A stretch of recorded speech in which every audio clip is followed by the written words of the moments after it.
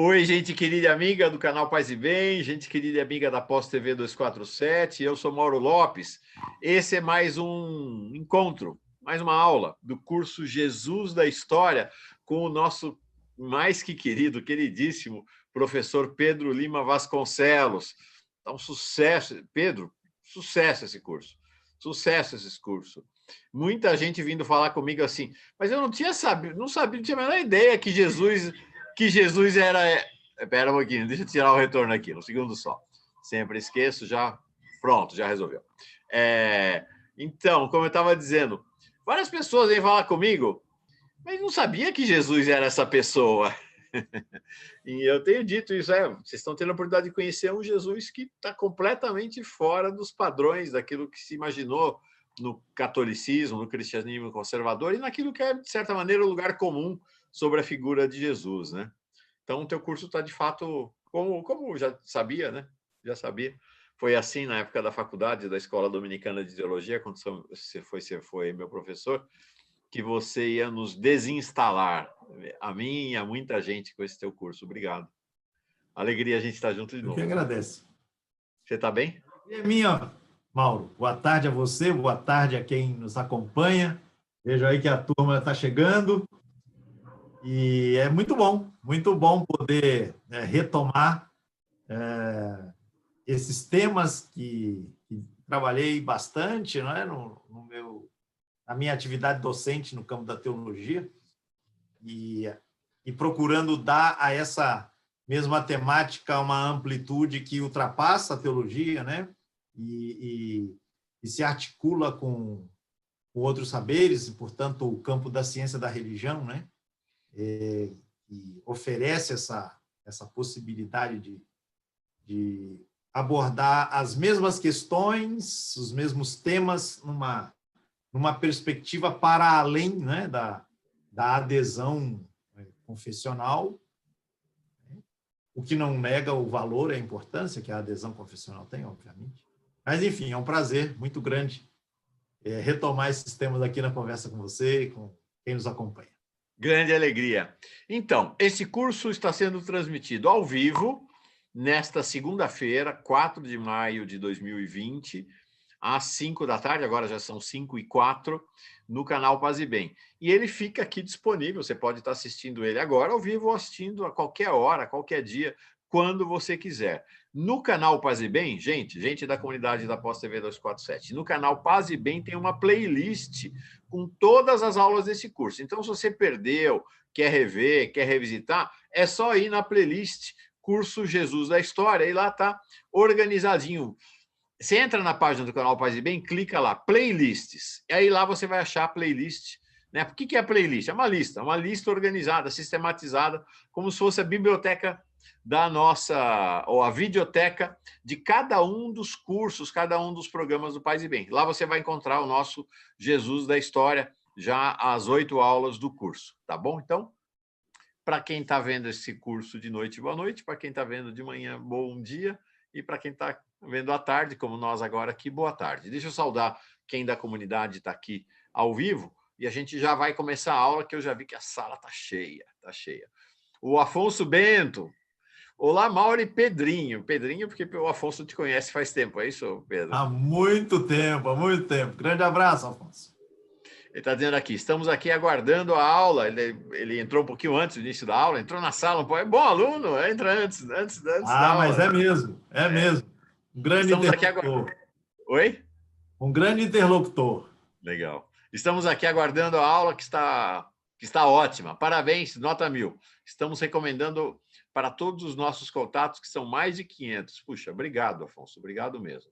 Heloísa Bortoli, saudando a comunidade, o Jorge Lula Barreto, o Kleber Antônio dos Santos, diretamente de Niterói. O Antônio Inácio Greco, grande amigo de Santos, grande figura mesmo. Jorge Teotônio também, outro grande amigo. Benedito Ider, esse aí a gente está ficando super amigo, a gente se conheceu aqui. Bom, a maioria das pessoas eu conheci ou aqui no Paz e Bem ou aqui na Pós TV 247. Né? O Guilherme dos Reis, da Baixada Santista, da PJ, Pastoral da Juventude da Baixada Santista, então vinculado também à Igreja Católica. Vilma Pasqualina Pedó, a Bia Barrela, grande amiga também, Arivaldo Montavão, Ana Prada.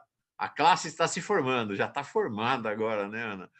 Elvira Gonçalves, o Javes Santos, dizendo que sou novo integrante. Bom, super bem-vindo, Javes. Seja super bem-vindo, sinta-se em casa.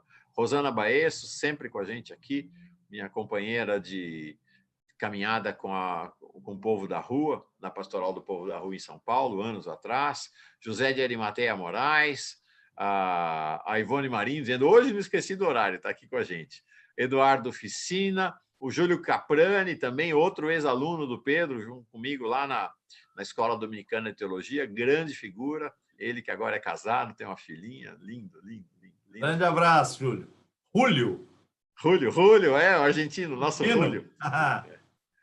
A Josi Negreiros. Josi, você precisa falar com a Carla Pavão, ela está querendo ter uma conversa contigo, depois nós vamos ter as 3, procura por ela. Silvana Ferreira, Adelmar Carabarral, Doraci Barbieri, Sueli Bispo, o Perfil Confessor, Ju Ferreira, Silvana Zanelli, Verônica Vidal. Gente, já não dá mais para saudar a classe toda, é muita gente. E a nossa queridíssima Liana Cirne Lins, mandando um grande abraço. Ela que é protagonistíssima da Pós-TV 247, né? Somos companheiros lá no Giro das 11, ela tem um programa próprio agora na Pós-TV 247, recifense, daquelas. Anne Walsh chegando também, Eni Rossi também chegando. A Eni dizendo aqui, estou muito impactada pelas aulas do curso Jesus na História. Obrigado por tantos conhecimentos. Pois bem, Pedro, vamos lá. Hoje nós damos continuidade à aula número 8, o curso já está bem maior do que o inicialmente previsto. A gente tinha uma previsão inicial de ter, no total, 8 aulas. Hoje 9. 9. A previsão era 9 aulas, hoje nós já estamos com previsão de 12 aulas, já puxou para... crescemos. Com Canudos foi assim também, né? Sim, pois é. E os retalhos, então? E os retalhos, que não tem fim, né? Não tem fim. Pois é, a gente vai inventando retalhos, né? É que nem essas coxas de patchouli, né? Patchouli? Não, patchwork. Que não tem fim. Fazendo, é isso aí. Bom, Pedro, então vamos lá. Me parece que a gente estava falando fora do ar, tem algumas questões da aula passada que você queria retomar, e aí vamos para a de hoje, né? Evangelho de Lucas, não, a obra lucana, Evangelho de Lucas e Atos dos Apóstolos é o tema de hoje. Exato. Então, como se trata de uma continuidade, né? Então eu pensei que a gente talvez pudesse reservar um tempinho para enfrentar algumas questões que foram aparecendo no bate-papo, mas que não foi possível encarar durante o papo, né? Durante a nossa conversa aqui, né? Eu anotei as questões, não anotei quem é que as formulou, me desculpe, mas vamos lá.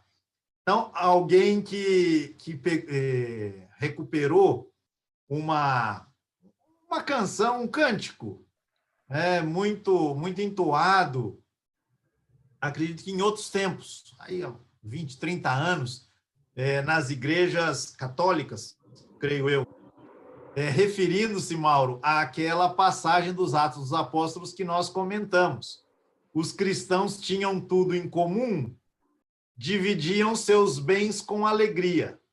Deus espera que os dons de cada um se repartam com amor no dia a dia. E a pessoa falou, mas que essa passagem de bens para dons não é estranha? Não sei se fica clara a ideia.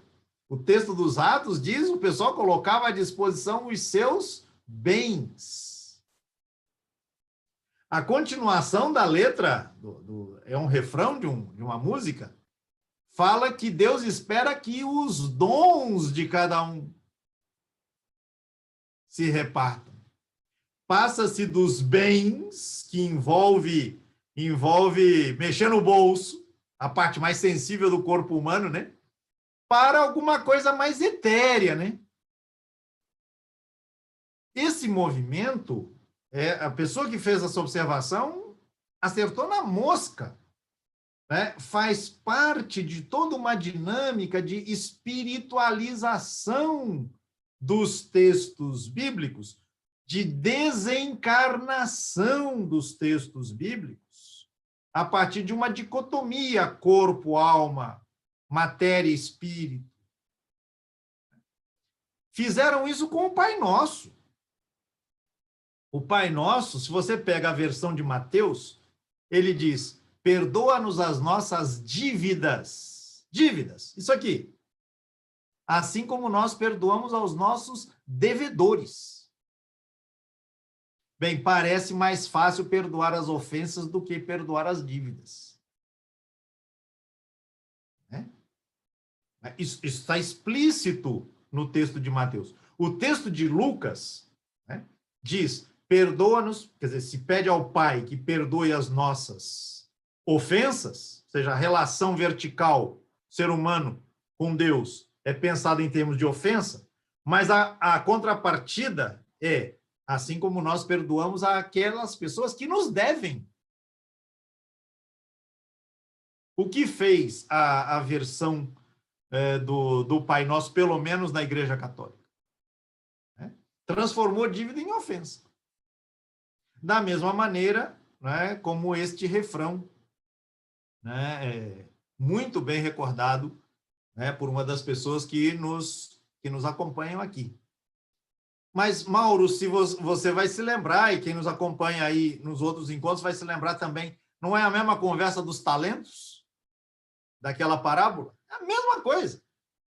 Talento, em vez de virar a expressão de uma fortuna, de um dinheiro enorme que é acumulado, vira sinônimo de habilidade, competência, né, qualidade. Então, há esse movimento. Parece que a tradição cristã, ao longo do tempo, foi tendo cada vez mais dificuldade de enfrentar a dureza, a materialidade, a crueza dos textos bíblicos. E, para isso, há várias razões de ordem histórica, de ordem cultural, algumas influências filosóficas de matriz platônica que se impuseram na história cristã, né? Daí, por exemplo, o choque representado por uma figura como Francisco de Assis, né? Paz e bem. Né? Por quê? Não escuto, você está sem som. Sim, não, eu vi. É que estava passando um carro aqui. Sim. Você falou Francisco de Assis e eu já logo gritei aqui, nosso patrono. Pois é, exatamente. Mas por que ele levou um susto? Aliás, por que as pessoas se assustaram com ele, perdão? Uhum. Ele dizia, porque eu quero levar a sério o evangelho. Né? Tal qual ele está escrito. Né? Então, há esse processo que a gente, na teologia, chamava, né, de espiritualização, né, do significado dos textos. Né? Espírito aqui, nesta visão dicotômica, né, como algo contraposto à matéria, à corporeidade, né, àquilo que são as questões candentes do cotidiano. Então, uma observação muito preciosa, né, feita por alguém que acompanhou o nosso encontro passado. Essa é uma observação. Eu sempre faço para o pessoal, né, que é... Fala para mim quando é que você viu o corpo de um lado e o espírito do outro. Eu nunca vi. E, na verdade, nunca vi quem tenha visto. O judeu, esse povo judeu é muito esperto. Na Bíblia fala, não, é tudo, ó, uma coisa só. É uma coisa só, não tem separação. Isso é outra história. Não tem nada a ver com a Bíblia, com a ideia, as ideias originárias do judaísmo e com uma tradição que é onde se assenta originalmente o cristianismo, né? Não tem nada a ver, é tudo igual, é tudo junto. Tudo junto e misturado. Tudo junto e misturado, exato. É isso aí. Então, essa é uma observação. A outra observação, na verdade, é uma pergunta que me permite fazer uma provocação para o Paz e Bem. Se a gente vai ter uma aula, Mauro, sobre como o cristianismo veio a ser adotado no Ocidente como religião hegemônica. Isso ultrapassa enormemente os limites aqui do nosso... Pois é. projeto, por mais aulas que a gente estique, né? Mas, enfim, eu jogo a provocação aí para mais para frente a gente pensar alguma coisa sobre história do cristianismo. Eu acho que seria bem interessante, né? Alguma Pensar um coisa pouco nesse sentido, né? História essa das transição religiões. ali, né? Durante o primeiro milênio, sei lá. Eu acho que seria bem interessante. Exatamente. Exatamente. Como é que de religião dos deserdados, escravos, agricultores pobres, ela vai se transformar numa religião das elites, né? Esse processo de transição, né? Na linguagem dos romanos, Mauro, dos romanos ali, os eruditos do século II, século III, como é que o cristianismo deixou de ser superstição e foi reconhecido como religião? É isso aí. Havia uma disputa semântica. O cristianismo é taxado pelas elites romanas como superstição perigosa. Mas chega aos tempos de Constantino, século IV, não é? Como religião, e religião lícita. Né? Essa passagem não aconteceu de maneira branda, de maneira linear, de maneira tênue, sem mortos e feridos. Não, não.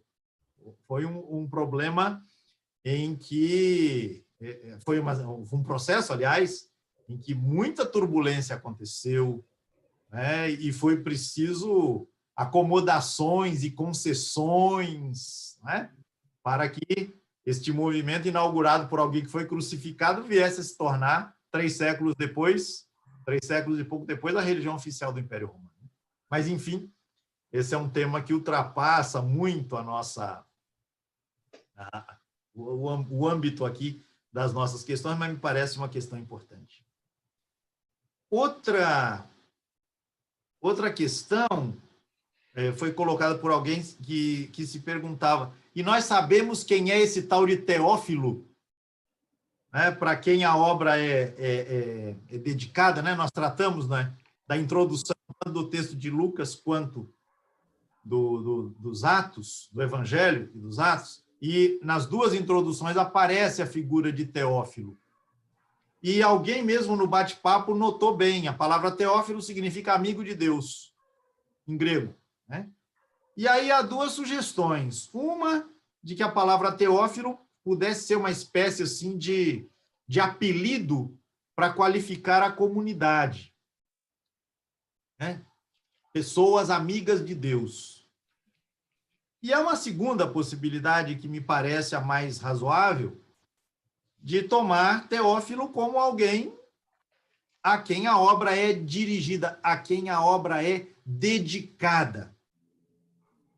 Alguém do qual a gente não sabe mais nada, a não ser o nome, mas que possivelmente tivesse recursos para bancar a produção de exemplares da obra. E não vamos nos esquecer, no mundo antigo, como é que você fazia um exemplar de uma obra? Tinha que ser manuscrito. E como é que você faz um segundo manuscrito? Faz de novo e faz um outro. Isso exigia um esforço físico, né, manual, né, bastante carregado. Né? E isso demorava, implicava custos. Então, dedicaram a obra a alguém tinha também esse aspecto, né? Contava-se que essa pessoa pudesse ajudar a fazer a divulgação da obra, né? Arcando com os custos que isso significava. Só para localizar, então, no início do Evangelho, segundo Lucas, está dito assim: a mim também pareceu conveniente, após a acurada investigação de tudo, desde o princípio, escrever-te de modo ordenado e ilustre, Teófilo, para que verifiques a solidez dos ensinamentos que recebesse. Em Lucas, no Ato dos Apóstolos. Fiz meu primeiro relato, ó Teófilo, a respeito de todas as coisas que Jesus... Blá, blá, blá. Então, exato. Teófilo está ali realmente na abertura tanto do Evangelho segundo Lucas como dos Atos dos Apóstolos. Houve também uma solicitação, acho que foi da Liana, de uma palavra sobre o Cântico de Maria. Ah, é verdade. Magnificat, que se encontra no primeiro capítulo do Evangelho segundo Lucas. Então, esse é um texto tipicamente lucano. O que a gente está querendo dizer com isso? Esse texto não existe em nenhuma outra expressão escrita, ou seja, em nenhum outro evangelho. Então, a partir do versículo 46, capítulo 1, versículo 46. Maria entoa este cântico no contexto de sua visita a Isabel, que vai ser a mãe de João Batista, e ela havia acabado de receber a visita do anjo que lhe comunicava, né, a sua gravidez, né, a gravidez da qual nasceria Jesus. O cântico de Maria, ele tem várias possibilidades de ser abordado. Olha, a gente poderia conversar aqui muito tempo sobre ele. Podia fazer um curso só sobre esse cântico. Pois é. Mas para dizer uma palavra assim bastante geral, eu diria o seguinte: esse cântico representa uma fusão, um encontro entre duas linhas paralelas. Ora, a gente aprendeu, né, que as linhas paralelas são aquelas que não se encontram nunca, né? Os 2 primeiros capítulos de Lucas, eles são feitos de duas linhas paralelas. A primeira linha paralela é aquela que se refere ao anúncio do nascimento de João, o filho de Zacarias e Isabel. O anúncio, e depois a realização do nascimento, e depois um cântico que o pai dele entoa, que é o Benedictus, o famoso Benedictus, né? Está no final do capítulo 1 de Lucas. A segunda linha paralela refere-se ao anúncio do nascimento de Jesus, da gravidez de Maria, né? E o nascimento de Jesus e a sua apresentação. E você tem um cântico relativo ao menino que acaba de nascer, que é o cântico de Simeão, que é na tradição monástica, né, conhecido como Nunc Dimittis, né, em latim. Então, você tem uma história que é a história de João, anúncio, o seu nascimento, e um cântico de louvor a Deus pelo nascimento desta figura, e você tem a mesma coisa em relação a Jesus.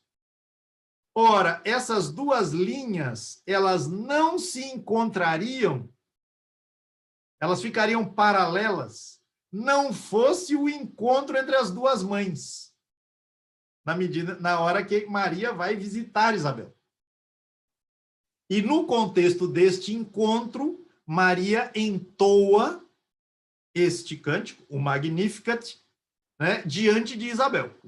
As duas mães ali portando nos seus respectivos ventres, né, o profeta e o Messias. Né? Neste encontro, Maria faz esta proclamação, que se inspira inicialmente, né, tem como base na tradição das escrituras judaicas, no Cântico de Ana, que se encontra lá no primeiro livro de Samuel, no capítulo 2, que é o cântico da mãe de Samuel. Ela que era estéril, né, já idosa, e concebe essa figura tão marcante que foi o profeta Samuel. No primeiro livro de Samuel, capítulo 2, vocês encontram, então, o cântico que serve de referência, de inspiração literária, né, para a escrita do Cântico de Maria. Esse é um ponto. O outro ponto é que este cântico ele se situa na esteira desse movimento que vem de longa data, né, de protagonismo das mulheres na história de Israel. E Maria, então, que aparece como a que entoa o cântico na esteira dos cânticos de mulheres que deixaram suas marcas, né, suas memórias poéticas em várias passagens da Bíblia. Então, além do Cântico de Ana, a gente tem o Cântico de Débora, a gente tem o Cântico de Judite, entre outras, né, entre outras mulheres destacadas da história de Israel. O outro elemento que eu destacaria, não dá para a gente detalhar muito mais, diz respeito a quê? Ao fato de que esse cântico ele se associa de maneira muito feliz àquela linha, àquela perspectiva, aquele eixo que a gente vinha refletindo, que a gente vinha destacando no encontro passado, né? De que a mensagem do Messias é uma mensagem boa para os pobres, né? Trata-se de uma boa notícia trazida pelo Messias, aquele que foi ungido pelo Espírito do Senhor, mas é uma boa notícia para os pobres. Ora, quando a gente pega o Cântico de Maria, o que a gente vê? A gente vê primeiro que o cântico, nos primeiros versículos, ele trata das grandes obras que Deus fez em favor da sua serva. Mas em que condições se encontra a serva em favor da qual Deus fez grandes coisas, como diz o cântico? Ela se encontra humilhada. E aqui é importante fazer a observação, Mauro, não sei se você está com a Bíblia de Jerusalém aí, você pode conferir. Acredito que o texto diga que Deus olhou para a humildade de sua serva. Não, na Bíblia de Jerusalém, eu estou com ela aqui, claro. Não vou vir para uma aula dessa sem minha Bíblia. Ele diz, porque olhou para a humilhação da sua serva. Ah, que ótimo! Porque justamente a minha observação era essa. O texto não diz humildade da sua serva, no caso Maria, mas diz da sua humilhação. Mas cá entre nós, vamos falar bem baixinho para ninguém escutar, Mauro, só eu e você. A que humilhação Maria se refere nessas circunstâncias? Não se trata de outra humilhação. Se você perdeu a aula passada, não vai entender esse ponto. Volta na aula passada para entender. Sobre Mateus, né? Mas eu vou me referir. Na aula sobre Mateus. Na aula passada sobre Mateus. Duas aulas atrás você tem que voltar. Pois é. Mas não pode ser outra humilhação a não ser aquela a qual a gente fez referência quando estudou o primeiro capítulo de Mateus. Quando é que Maria vai visitar Isabel? Logo depois de ter recebido o anúncio do anjo de que ela ficaria grávida. E ela não entende nada. Como vai ser isso? Eu não conheço varão. Isso aí é um semitismo, é uma forma das línguas semitas de dizer eu não tive relações sexuais com meu marido. E o texto diz claramente, o anjo foi enviado por Deus a uma virgem da cidade de Nazaré, e o nome da virgem era Maria, lá no versículo 26, 27. E esta mulher, ela, pela ação do Espírito Santo, diz o texto, ela fica grávida. Mas o pessoal de Nazaré não quis saber dessa história de Espírito Santo, não. É isso que está no subtexto da passagem lucana. Então, nesta situação em que ela vive a vergonha e a humilhação, ela diz, Deus olhou para a humilhação de sua serva. Então, no primeiro momento, o texto fala das grandes obras que Deus fez em favor dela, aquela serva humilhada. Nas redondezas, nas circunstâncias, né? Por aquilo que estava acontecendo com ela e nela. E depois, nos versículos seguintes, versículo 50 em diante, o texto vai tratar de quê? das grandes obras de Deus em favor do seu povo Israel desde Abraão, fiel que era às suas promessas. E entre as grandes obras que Deus fez, quais são as que ela destaca, Mauro? Ele age com a força do seu braço, dispersa os arrogantes de coração, derruba dos tronos os poderosos e exalta os humildes. Aqui o texto fala de humildes. Enche de bens os famintos e despede os ricos sem nada. O falecido, saudoso padre Comblan cita um autor francês, se não me engano, o nome dele era Charles Maurras, um dos grandes líderes da direita católica francesa, me parece no final do século XIX e início do século XX, em que ele propunha abolir essa passagem da Bíblia. Ah, fantástico. Sim, pois é.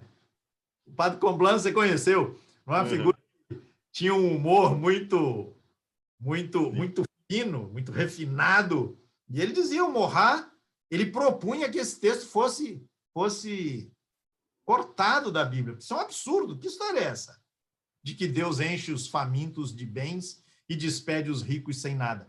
Mas, veja, isso está em conformidade com aquele eixo que a gente destacou no encontro passado, né? Expresso lá na conversa, né? Na proclamação que Jesus faz na sinagoga de Nazaré, de que a boa notícia, ele, como ungido do Senhor, tem a comunicar, é boa notícia para os pobres. Ora, isso aqui é uma boa notícia para os pobres.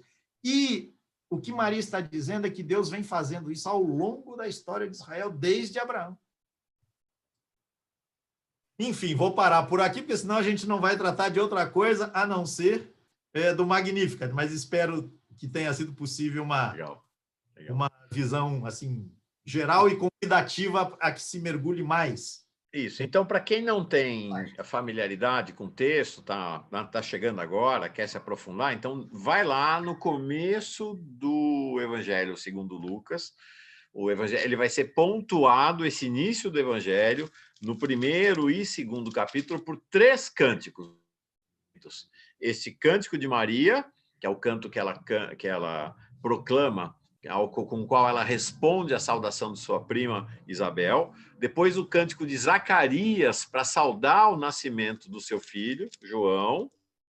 Finalmente o cântico de Simeão, do velho Simeão, que está no templo e que, quando chega Jesus no colo de Maria, acompanhada por José, ele fala, opa, chegou a salvação do mundo, e aí ele faz um canto maravilhoso, muito bonito, como o Pedro falou, é da tradição monástica. Nos mosteiros a gente canta esse canto toda noite a gente canta esse canto, que vai dizer que agora eu posso descansar em paz, porque estou vendo a luz que você preparou para todos os povos. Então é muito bonito. Então esse início do Evangelho de Lucas, ele tem 2 características. Ele é profundamente classista. Estou usando uma palavra que, evidentemente, não se aplicava à época, no sentido de que ele tem um sentido de classe, ele tem um sentido de vínculo com os pobres, mas ao mesmo tempo, não mais, e ao mesmo tempo é muito lírico, é muito poético, é muito bonito, é muito emocionante esse início do Evangelho segundo Lucas. Vale a pena. E para completar, enquanto você falava, eu dei uma olhadinha aqui rápida no bate-papo, alguém pediu a indicação do capítulo e versículo da humilhação de Maria. Então, se trata do capítulo 1, versículo 48. E alguém perguntou sobre se o Magnificat está nos evangelhos de Lucas e Mateus. Não, só está em Lucas. Só em Lucas. E, para completar, a inspiração na escritura judaica se encontra no primeiro livro de Samuel, capítulo 2, logo a partir do início deste capítulo. Passamos adiante? Vamos embora. Isso tudo foi um aperitivo para a aula. Não, mas ainda tem mais uma ponderação que eu quero fazer. Sim, vamos lá, vamos embora. Aproveitando que estamos tratando da obra lucana, mas aí eu quero fazer um link com a nossa conversa, Mauro, lá na aula sobre os milagres. Quem tiver a Bíblia na mão, abra, por favor, no capítulo 4, versículo 39.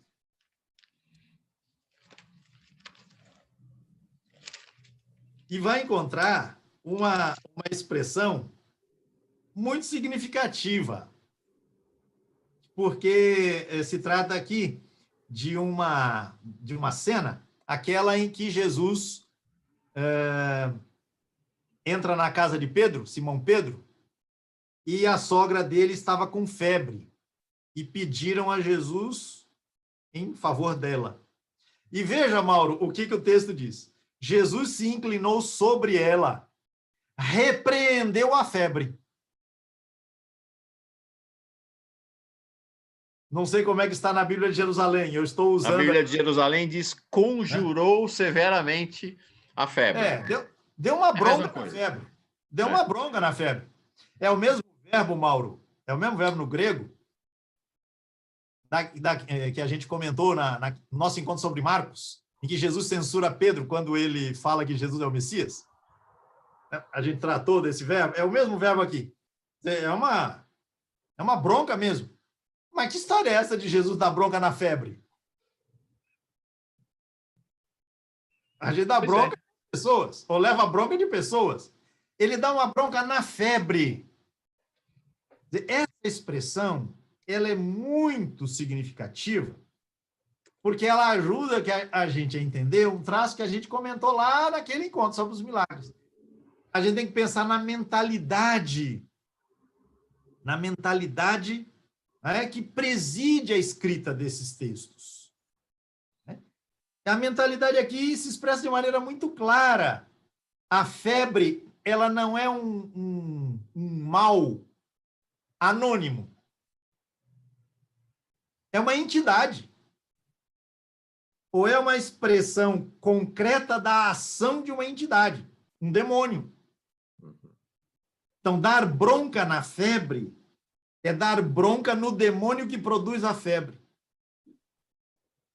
Quem acompanhou o nosso encontro sobre os milagres vai se lembrar daquela ideia, de que o mundo está cheio das ações de entidades sobrenaturais. O palco da ação desses seres é o mundo, é a existência, são as circunstâncias que perfazem o nosso cotidiano. É muito importante que a gente leve a sério a dimensão mítica. Isso aqui nós estamos falando de mito. É outra conversa que eu acho que vale a pena a gente ter uma certa hora, Mauro, sobre o mito. E aí, quando eu pensei, vou comentar esse detalhe, eu me lembrei de uma outra passagem que agora está em Marcos. E eu gostaria de citar também, no capítulo 4. Se você tiver aquele Novo Testamento interlinear... Já não sai daqui de pertinho mais, não. Não é esse, não. O Novo Testamento interlinear. Desculpa. Peraí, deixa eu pegar. Peraí. Só para você não me deixar mentir sozinho, como eu costumo dizer. Ter companheiro na mentira é melhor. Mas você vai confirmar a minha mentira aqui. Capítulo é o capítulo... Aquele outro era os sinopse. Evangelhos comparados, sinopse. Isso, exatamente. Fala. Marcos, né? Marcos 4. Eu leio aqui o que você encontra, Mauro, em todas as Bíblias, praticamente todas elas. Eu não conheço nenhuma que traduz esse negócio direito. E que versículo? 1. Versículo 1. O texto diz assim: Jesus começou de novo a ensinar à beira-mar. E uma grande multidão se reuniu junto a ele, tanto que ele entrou e sentou-se numa barca sobre o mar. E toda a multidão estava em terra à beira-mar. Você está procurando o outro texto aí, do Novo Testamento? Não, já achei no interlinear. Estou vendo só aqui na Bíblia de Jerusalém. Se você perguntar, eu quero já estar nele, né? Pois é, mas é que eu tenho quase certeza de que a Bíblia de Jerusalém diz alguma coisa parecida. Veja aí. Começou de novo a ensinar junto ao mar. Veio até ele multidão muito numerosa, de modo que ele subiu e sentou-se num barco que estava no mar. Pois é, mas o texto de Marcos não diz isso. Não? Não, veja lá no Novo Testamento interlinear. Então, eu vou ver aqui, gente, só para todo mundo saber. Então, essa aqui é, por sinal, uma coisa do pessoal evangélico. Da Sociedade Bíblica do Brasil. Sociedade Bíblica do Brasil. Exatamente. Então, Exatamente. a gente já mostrou isso aqui outras vezes. Já. É uma tradução palavra por palavra. Está aparecendo aí, Pedro? Está aparecendo. Jogue um pouquinho para a sua esquerda. Não. Para a minha esquerda. Claro. Pois é. Levante um pouquinho. Então ele é a tradução palavra a palavra do grego para o português. Então fica até meio sem sentido. Às vezes... Eu vou lá. Mas eu te peço que você deixe para o pessoal ver. E aí tá bom. E você lê daí. Junto com você e todo mundo. Então pronto. Está aqui. É esse aqui, né, que você quer. Pois é. Assim tá bom. Não, puxa um pouco. Aí, desse jeito. O texto diz, acompanhem na tela, por favor. E novamente começou a ensinar junto ao mar. E ajunta-se perto dele multidão numerosa. A ponto de que, agora que a coisa pega, Mauro, a ponto de que ele, tendo entrado num barco, sentou-se no mar. Ponto. Chega. Uhum. Não sei se você identificou onde é que está o problema. Sim. Entrou num barco e se sentou no mar. Não é que ele entrou num barco que estava no mar e se sentou. O texto de Marcos é sofisticadíssimo. Ele entrou num barco e sentou-se no mar. Mas como é isso? A gente saltou de Lucas, a Aliana aqui está perguntando onde estamos. A gente saltou de Lucas e Pedro está pegando o exemplo do Evangelho segundo Marcos, capítulo 4, versículo 1. Exatamente. Eu estou aproveitando o ensejo para chamar a atenção para a necessidade de a gente levar a sério a dimensão mítica, o enquadramento, a ambientação mítica dos textos. Jesus se senta entra num barco e se senta no mar. Mas que conversa é essa? Nem Mateus nem Lucas entenderam isso, viu? E quando eles pegaram Marcos, eles mexeram no texto. Depois o pessoal confere em casa. Depois, não vou me alongar nisso. Mas veja, Mauro, e quem nos acompanha, é preciosa essa observação, porque o Jesus que se senta no mar é o mesmo que depois, no final do capítulo, e você pode conferir aí, Mauro, vai dar uma ordem ao mar para que ele se acalme. Isso. É o texto da tempestade acalmada. Chama-se tempestade acalmada, né? Exatamente. Olha, Jesus... Levantando, conjurou severamente o vento e disse ao mar, silêncio, quieto. Pois Logo, é. o vento serenou e houve grande bonança. De novo, o mar não é uma entidade física. É uma entidade a quem você dá uma bronca mais uma vez. Silêncio, cala a boca, pare. E aí, a isso se junta mais um detalhe. Muitas vezes na Bíblia, os poderosos são chamados de os assentados. E por quê? Por conta do trono real. O sentar não é apenas um movimento de você se postar numa cadeira. Não é à toa que no credo cristão se diz, ele está sentado à direita de Deus Pai Todo-Poderoso. Não é apenas uma referência a uma postura de Jesus lá no céu junto de Deus. É uma expressão de poder sobre aquilo que está aos seus pés. Não sei se estou deixando clara a ideia.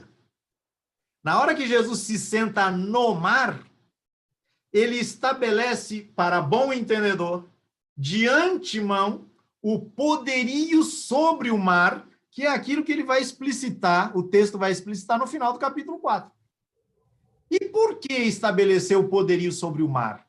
Porque na cultura, ou em segmentos da cultura judaica, que a gente chama de cultura apocalíptica, o mar é o lugar de onde provém os poderes do mal. Se a gente pegar o Apocalipse, por exemplo, a chamada besta do Apocalipse, de onde ela vem? Ela vem do mar. Se a gente pega o texto de Daniel, capítulo 7, na Bíblia judaica, se fala de uma visão que Daniel teve de 4 monstros. E esses monstros vinham de onde? Vinham do mar. Então, o texto, ao colocar Jesus sentado sobre o mar, não sentado na barca, isso é óbvio demais. Isso qualquer um de nós faz, digamos assim. O texto está salientando o poderio de Jesus sobre as forças do mal. Ok? Agora, as nossas Bíblias, né, muitas vezes deixam escapar coisas fundamentais. Fundamentais. Uhum. O que coloca um problema, e eu vou terminar as questões para passar para Lucas, né? Porque daqui a pouco nosso tempo termina. Alguém também colocou. Então, a Liana está dizendo, a tradução é diferente na Bíblia de Jerusalém. Sentou-se num barco que estava no mar. Pois é, a tradução está equivocada. Entrou num barco e sentou-se no mar. É isso que diz o grego. Né? Se você quiser colocar o interlinear de novo para as pessoas verem, né? Ele entrou no barco e sentou-se no mar. Uhum. Mas isso coloca um problema importante, Mauro, que não se aplica, obviamente, só a um versículo como esse ou a outros, mas se coloca a um universo bastante grande de passagens, que é a questão da tradução. Alguém perguntou sobre qual é a melhor tradução, não é? Para a gente, né, utilizar. Pois é, está ali de novo. Né? Ajunta-se perto dele multidão numerosa, a ponto de ele, tendo entrado em um barco, assentar-se no mar. Muito claro. O grego não deixa margem a dúvidas. Não deixa dúvidas. Né? Mesmo a sequência das palavras indica claramente, né, o que é que o evangelista está querendo. Então, uma palavrinha rápida, Mauro, sobre as traduções, né? Então, as traduções da Bíblia, assim como as traduções dos livros clássicos, né, elas são marcadas por muitas influências ao longo do tempo, muitas incidências ao longo do tempo vão comprometendo, vão interferindo, né, na tradução de textos clássicos, e a Bíblia em particular. De sorte que as traduções, elas muitas vezes se ressentem da força da tradição. Né? As pessoas estão acostumadas a lerem o texto daquela maneira, então o texto já ecoa daquela forma, e aí, na hora de fazer a tradução, se reproduz o texto tal e qual a tradição indicou. Né? Isso muitas vezes aconteceu ao longo do tempo. Por outro lado, existem 2 tipos básicos de tradução, que são são os 2 tipos, são os seguintes: aquelas traduções que estão mais focadas na fidelidade ao texto original, ou seja, ao original que está sendo traduzido, e aquelas traduções que estão mais preocupadas em serem bem entendidas na linguagem para a qual a tradução está sendo feita. E nem sempre é possível conciliar da melhor maneira essas 2 perspectivas. Então, a gente tem traduções importantes, né, nessa primeira linha, né, em português, que são a tradução do João Ferreira de Almeida, e com esses recursos que a internet nos proporciona, quem tiver interesse em ir atrás da tradução mais antiga do João Ferreira de Almeida, né, vai ter um texto melhor. E quanto mais foi passando o tempo, o pessoal cismou de corrigir o João Ferreira, e aí as coisas, em vez de melhorar, pioraram. Então, a tradução do João Ferreira de Almeida, a Bíblia de Jerusalém, a tradução ecumênica da Bíblia, a Bíblia do Peregrino. Então, essas Bíblias, elas são preocupadas com a fidelidade ao texto original, às línguas originais. Mesmo que isso dificulte o entendimento, no caso, na língua portuguesa. Então, são Bíblias apropriadas para o estudo, para abordagens de detalhes do texto, etc., etc. Mas isso não significa que não haja problemas, como a gente acabou de constatar, né? Eu espero ter mostrado. E você tem aquelas traduções que buscam um entendimento mais imediato por parte de quem vai ler na língua traduzida.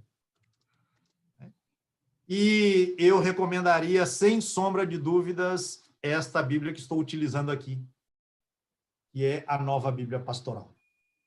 Ela é feita conscientemente com este propósito. Ela foi feita conscientemente com esse propósito. Eu tive uma alegria muito grande de compor a equipe que preparou esse trabalho, né? E aí buscar esse equilíbrio, né, entre a fidelidade ao original e a legibilidade, né, do texto na língua portuguesa. Isso não significa que não haja problemas aqui e ali, né, e sempre que aparecerem esses problemas, a gente procura ajudar aí no encaminhamento da solução. Há Bíblias que procuram fazer o equilíbrio entre uma perspectiva e outra. Eu entendo que a Bíblia preparada pela editora Vozes é um bom exemplo disso, é uma excelente edição. Ela vai lá e cá. Ela vai lá e cá. Então, fica aí também a indicação, né, sobre as traduções, né? Vai depender muito, né, do uso que você queira fazer, para estudo ou para uso na comunidade, ou para uma leitura, né, em voz alta para um grupo, né? Eu acho que nesse último caso, a Nova Bíblia Pastoral presta um grande serviço, né? Além dos comentários bastante atualizados. Enfim, Mauro, vamos falar da obra lucana? Bora. Vamos falar da obra lucana, né? Na verdade, já estamos falando dela, né? Estamos. Já estamos falando dela, né? Sim.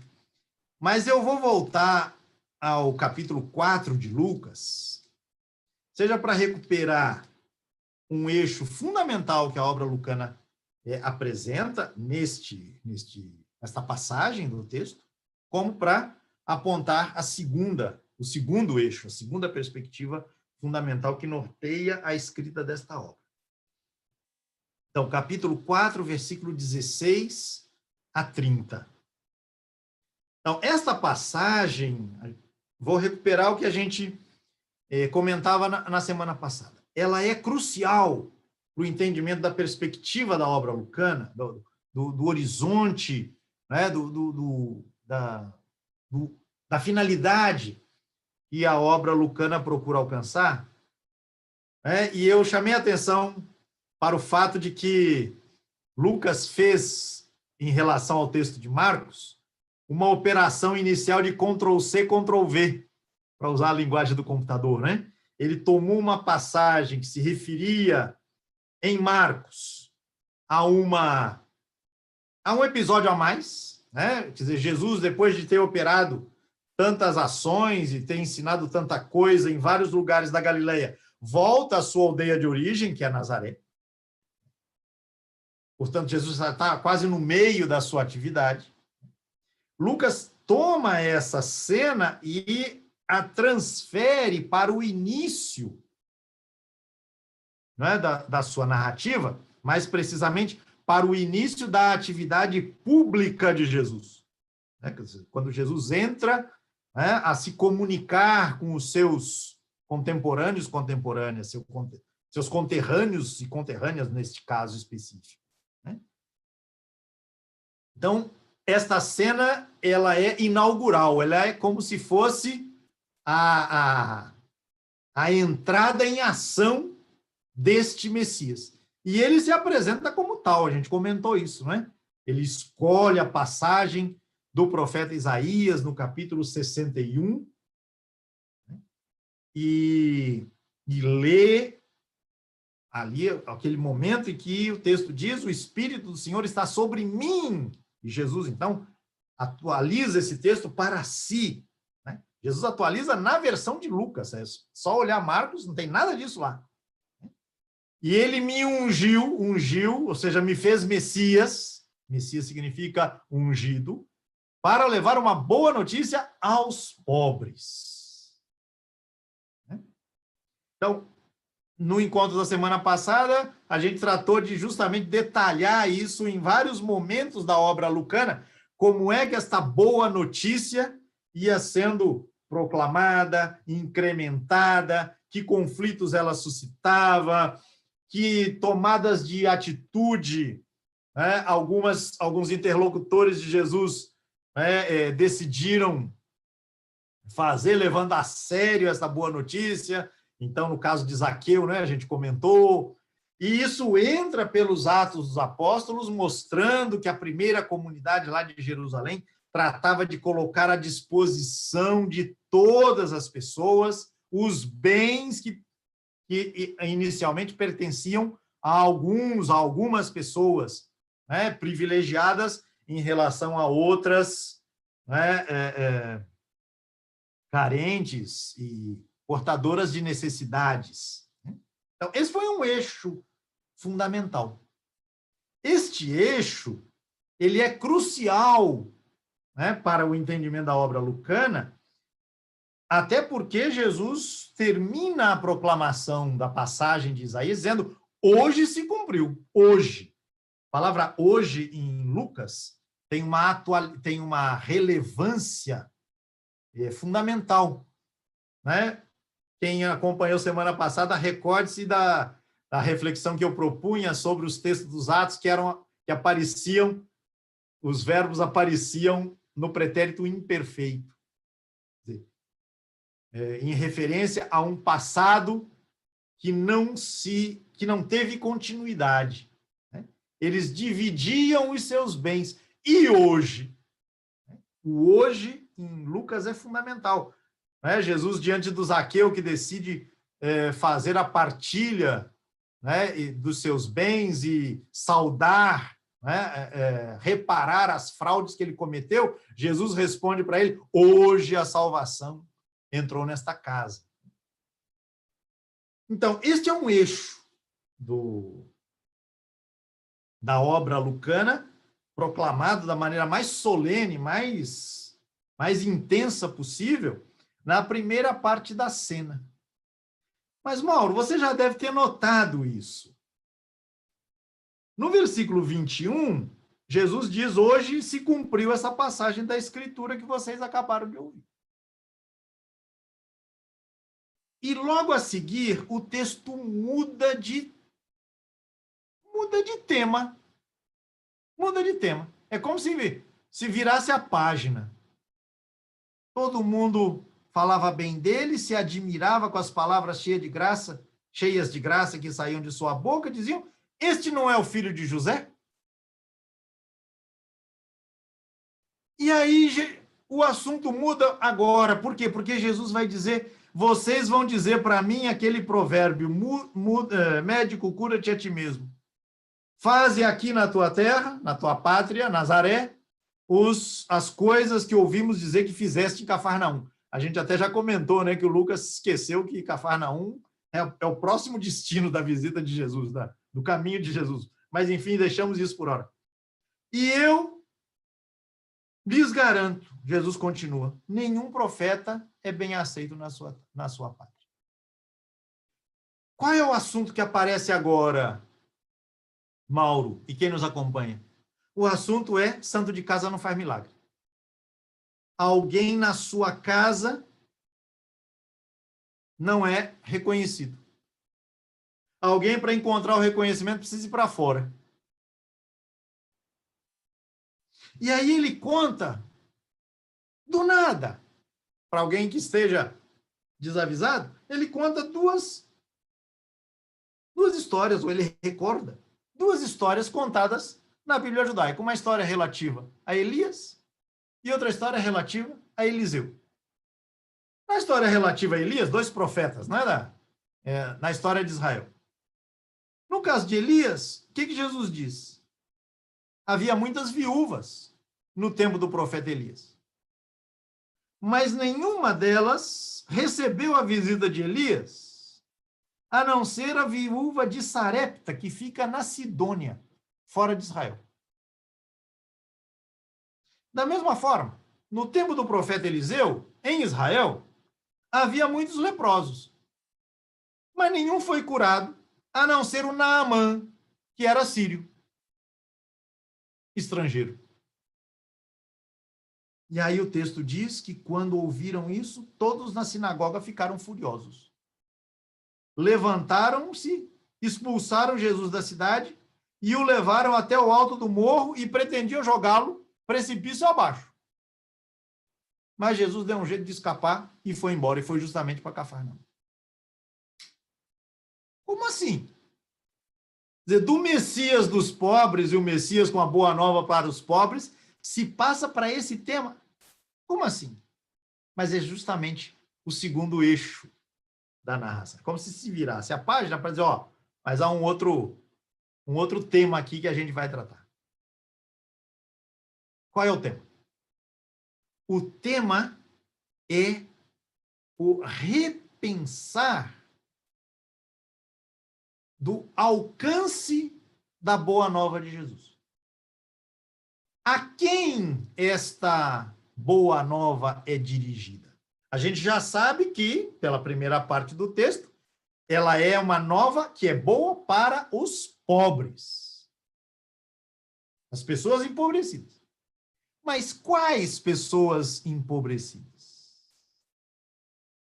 Havia quem pensasse que o público a ser atingido, alcançado por esta boa nova, seria o público de Israel. E o texto lucano justamente apresenta na boca de Jesus, na proclamação inaugural que Jesus faz da sua atividade, que, assim como profetas que atuaram no território de Israel, tiveram um olhar, tiveram um horizonte que alcançava pessoas fora de Israel, a viúva de Sarepta e o sírio Naamã, assim também a boa nova do Messias não é exclusiva a uma etnia. Ela não é reservada a uma etnia em particular, uma identidade nacional, vamos usar a palavra nacional aqui para ficar mais fácil, em particular. Mas ela tem um alcance que arrebenta as fronteiras. Arrebenta as fronteiras.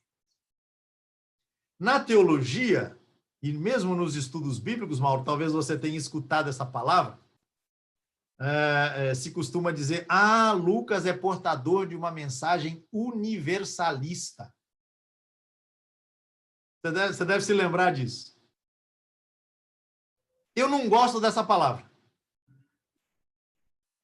Por quê? Porque ela pode passar a impressão de que, segundo Lucas, a salvação proclamada por Jesus, ela se dirige a todas as pessoas indistintamente.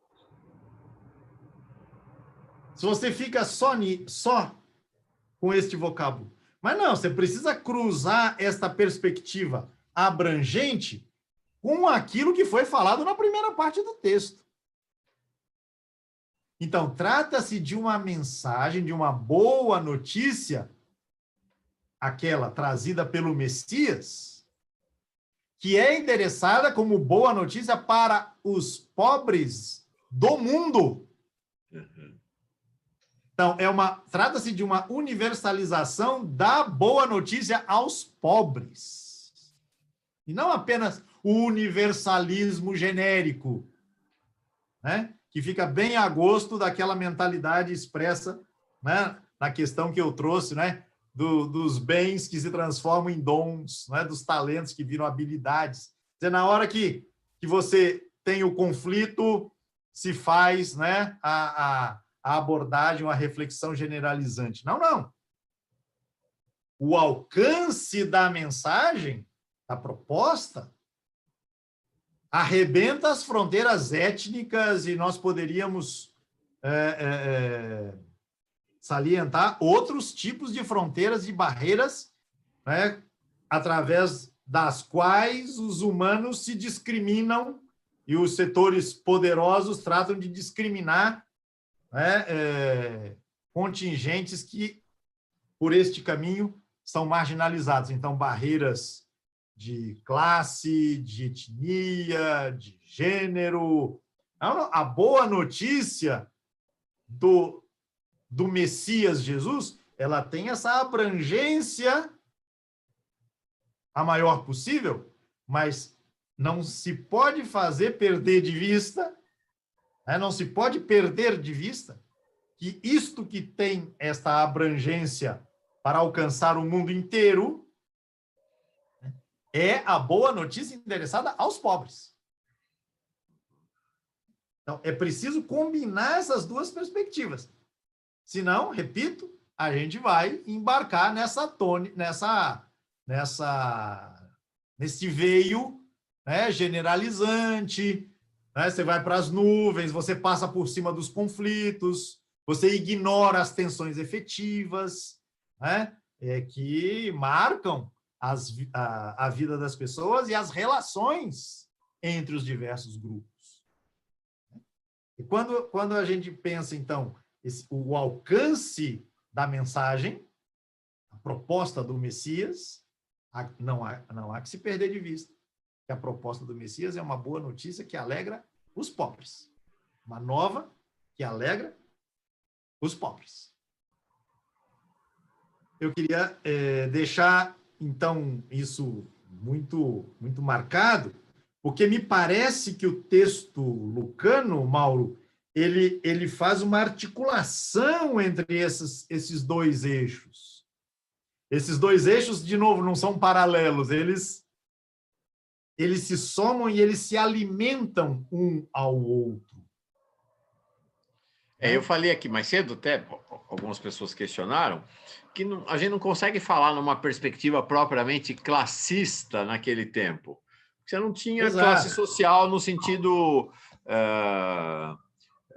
das ciências sociais mesmo, né? Não estavam constituídas as classes ainda referidas ao processo de produção, mas você já tinha a divisão do mundo entre os pobres e as elites, né? Os ricos e os pobres, a hierarquia religiosa, né? Senhores e escravos. Então, a dicotomia já existia, era clara, e você tinha, de fato, processos de organização e rebelião e reivindicação dos pobres, buscando afirmar-se como identidade, né?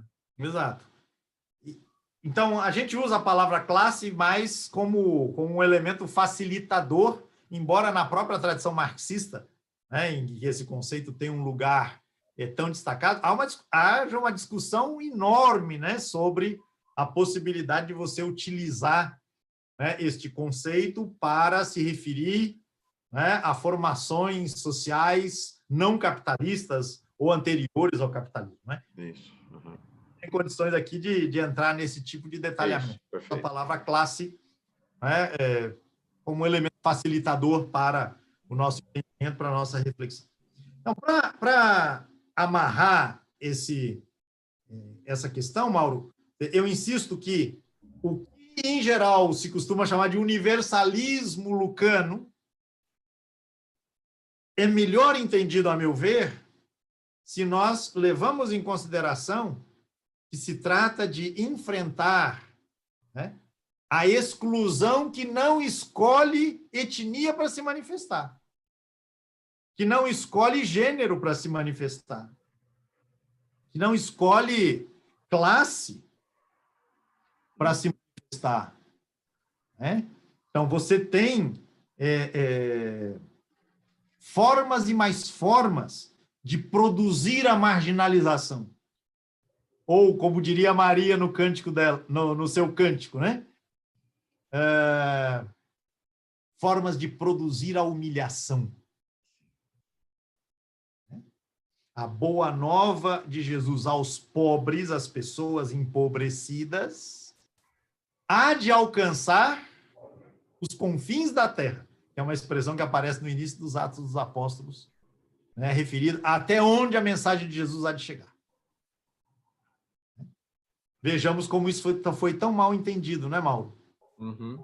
Que se fez a desmontagem dessa articulação dos dois eixos, começou-se a entender que o cristianismo como uma religião que tinha que alcançar todo mundo e nem que para isso fosse necessário entrar em guerra, né, utilizar os poderes e as forças dos setores privilegiados da sociedade para impor, né, o seu pensamento, a sua ritualística, a sua forma de estar no mundo a outros povos. Né? Pensemos no genocídio de que foram vítimas os povos ancestrais aqui no nosso continente. Né? Em nome do universalismo cristão, né, se matou, se dizimou, se destruiu quanta gente e quantas tradições e quantas culturas, né? Então, é muito importante que a gente não caia na esparrela da generalização. O texto lucano é hábil o suficiente para colocar na mesma cena dois temas que aparentemente são muito, muito distintos um do outro. Justamente, são eixos que se interpenetram, que se alimentam, né, e que dão à obra lucana uma tônica toda peculiar. O que a gente poderia ainda colocar nesse sentido, Mauro, né, e eu espero que você tenha clemência aqui em relação ao tempo. Sempre, sempre, sempre. Muito obrigado. Então, o que a gente poderia colocar agora é mais uma questão. Né? Por que quem elaborou a obra lucana tem esta preocupação? Essa preocupação de que a boa nova do Messias às pessoas empobrecidas alcance o mundo todo, a oikumene, como diriam os gregos, mundo habitado. Então, eu vejo nisso, Mauro, um eco muito marcado da atuação de Paulo, do apóstolo Paulo. A gente já falou, né? Semana passada a gente comentou isso. A obra lucana parece ter sido elaborada, né, num ambiente em que as marcas de Paulo eram muito significativas, eram muito presentes. Não é à toa que a segunda parte da obra, ou seja, os Atos dos Apóstolos, né, consagra mais da metade da sua narrativa à figura dele.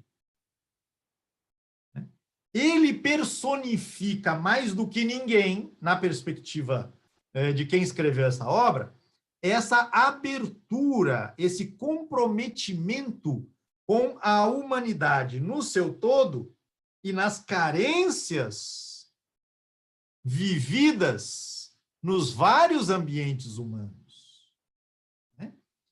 Paulo encarnou, repito, mais do que outras lideranças da primeira geração dos seguidores e seguidoras de Jesus, este arrojo, essa disposição, né, de avisar para todo mundo, há uma boa notícia que vem de um crucificado. Ele fala muitas vezes nas suas cartas dessa pressa que ele tem, dessa urgência que ele tem de que essa mensagem alcance, né, o maior número de pessoas possível. E isso, na perspectiva de Paulo, se inseria numa discussão que eu não tenho tempo de detalhar aqui, que era sobre o que é Israel. Se Israel se define pela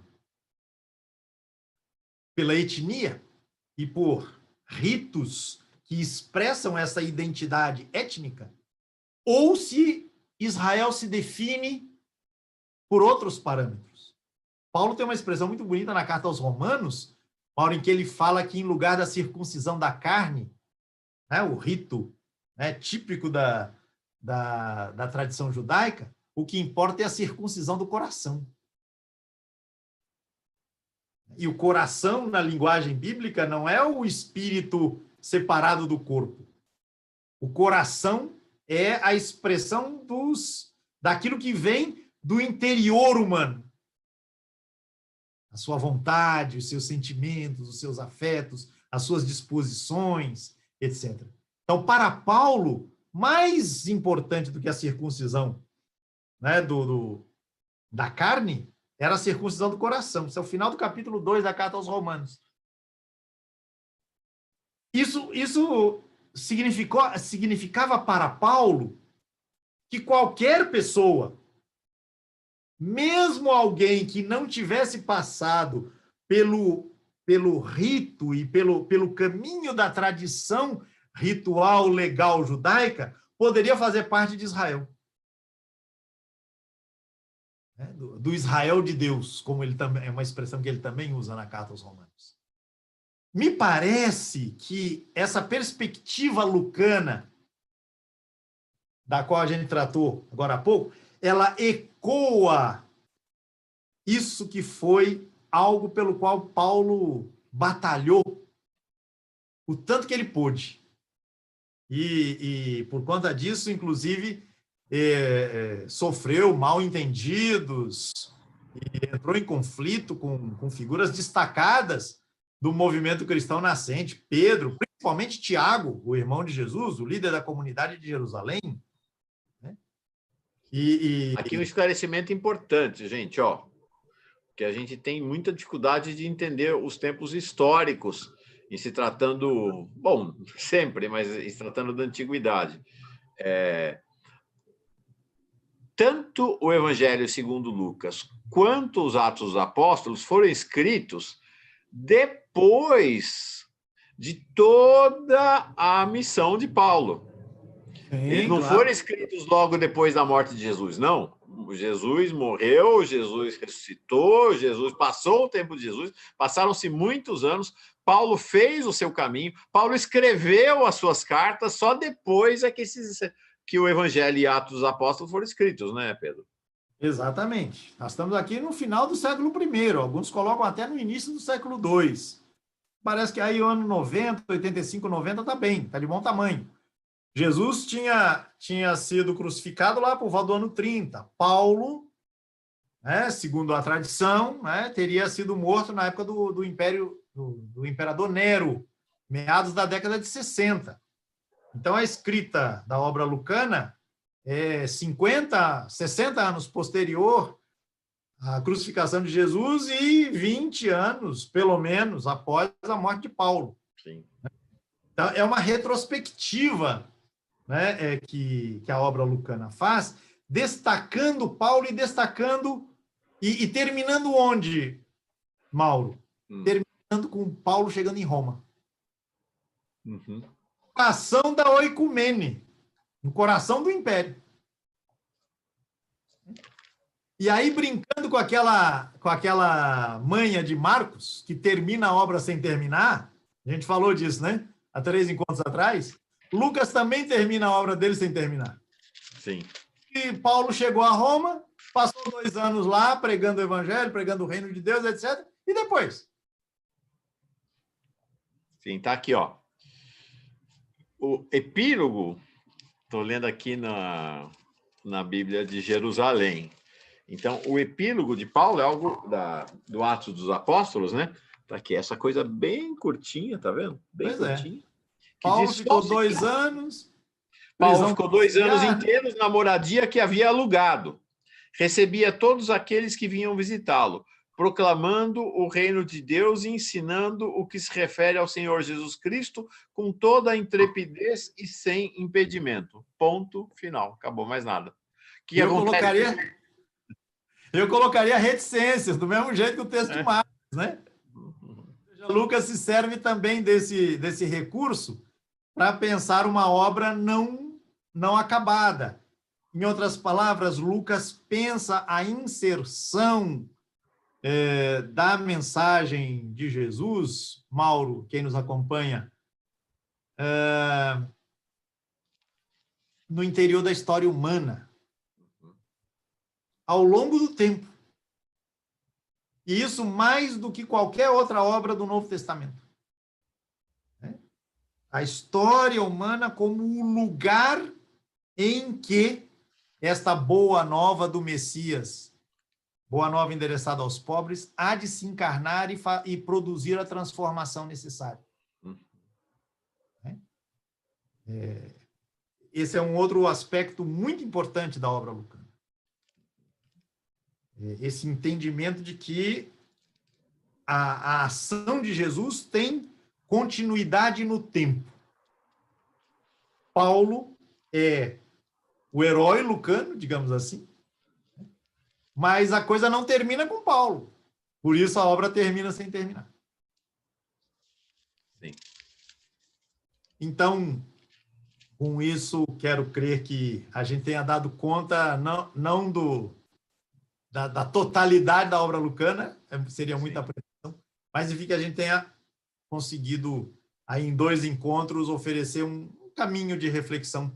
Né, o Jorge Teotônio aqui está chamando a atenção, né? Lucas caminhou com Paulo em uma de suas viagens, né? Quer dizer, Lucas se coloca como na redação aqui, como um discípulo de Paulo, né? Como alguém que acompanha aqui no capítulo 27, exatamente na hora da partida para Roma, né?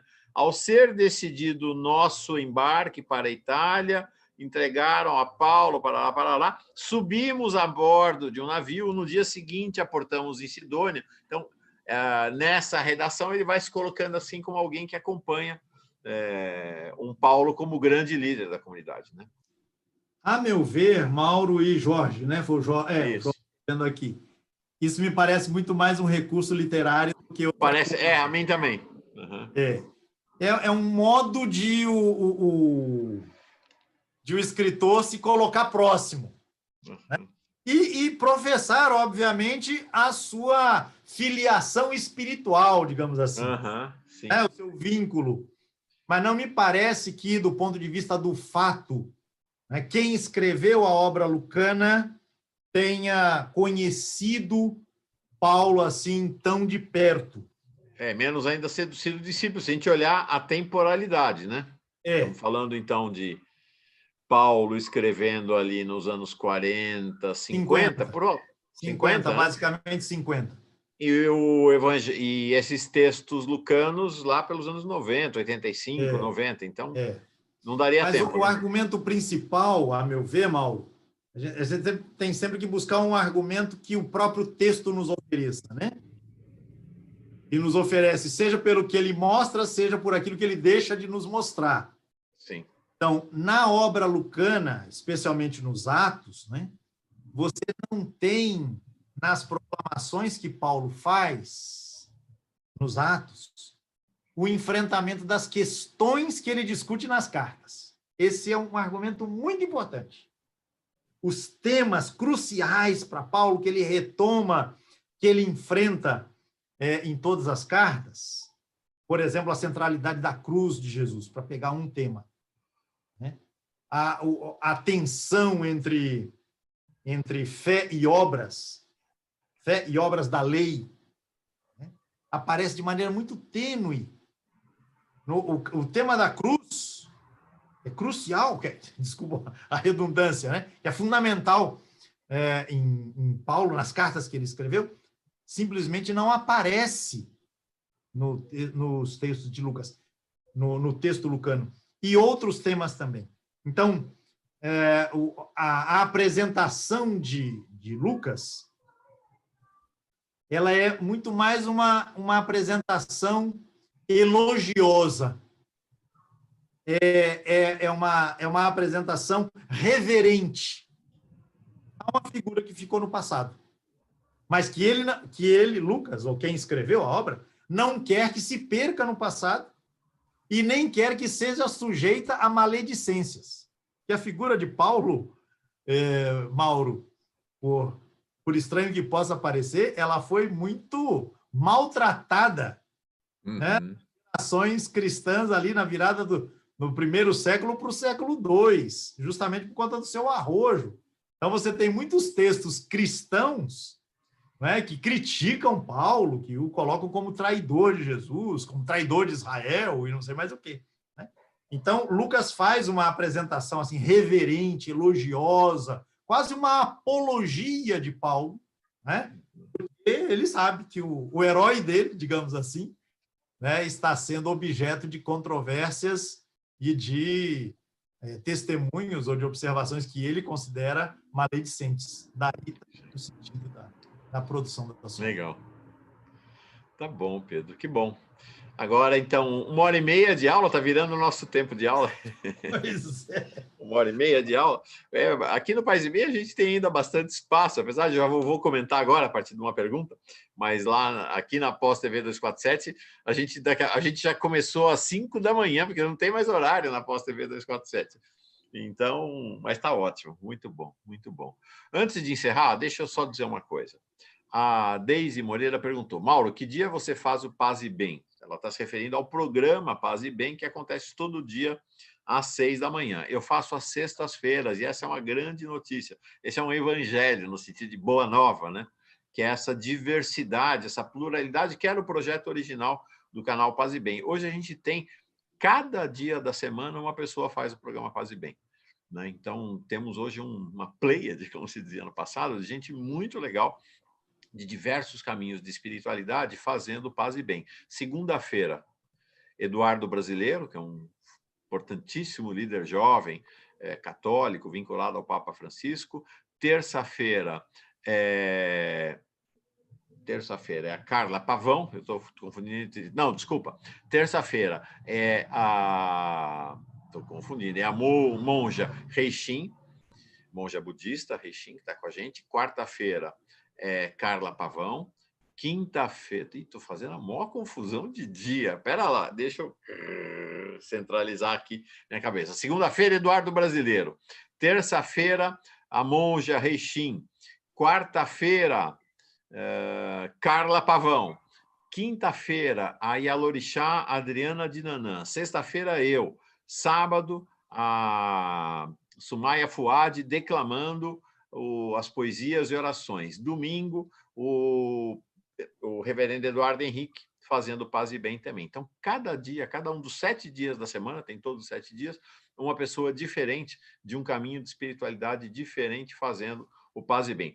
Todos os dias, às 5 horas da tarde, tem programas ou curso também. Segunda-feira, nós aqui, no Paz e Bem, né? Estou falando do Paz e Bem, na Pós TV 247, muda um pouquinho. Segunda-feira, nós aqui, com Pedro Lima Vasconcelos.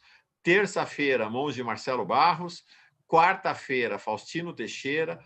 Quinta-feira vai começar um curso com uma das maiores intelectuais espíritas e de caminhos de espiritualidade diversos, de diálogo interreligioso, que adora encontro. Vai começar um curso sobre espiritualidades aqui. Sexta-feira, o curso Mulheres e Mitos, com a professora de filosofia Fernanda Carlos. Aí nós temos, aos domingos, às 7 horas da noite, as declamações de poesias e orações com Faustino Teixeira, começou esse domingo agora. Toda noite, às 8 horas da noite, de segunda a sábado, nós temos as orações completas, que são as orações noturnas, pelo reverendo Eduardo Henrique. Ufa, não acabou. E todo dia, às 10h30 da manhã, começa a partir dessa terça-feira o Boas Palavras para o Dia, que é o programa de espiritualidade da Dora Encontro. Então, nós temos 6 da manhã, 10h30 da manhã, 5 da tarde, 8 da noite, todos os dias, programação no Paz e Bem.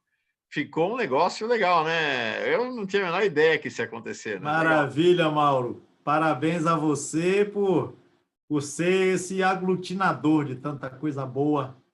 Né? Nada, é a força da ideia, a força da ideia. E tá vindo mais, o Célio Turino, fantástico Célio Turino, vai começar um curso sobre Macunaíma aqui no Paz e Bem. Logo, logo, logo, logo. Estamos acertando o dia e hora, mas logo, logo já vai começar. Fantástico. Sexta-feira, Fernanda, é isso aí. A Carla tá me lembrando aqui. É, muito bom, muito bom, muito bom. Muita alegria para nós aqui. E o bom, Pedro, a gente está desde o começo, né, Pedro? Você praticamente logo no começo do canal, né? Desde o canal começou em novembro, você começou em janeiro, né? de Uma 2019. alegria muito grande e uma alegria de fazer parte de um time, né, com essa qualidade e com essa Com essa consistência. abrangência. Eu também fico muito honrado, muito feliz. E É isso, eu gente. identifiquei aqui, Mauro, Ah, pelo menos 3 questões que será importante que a gente trate, viu? legal. Aqui, quando você falava, eu olhei um pouquinho aqui o bate-papo, mas vamos deixar para a semana que vem, né? É isso aí.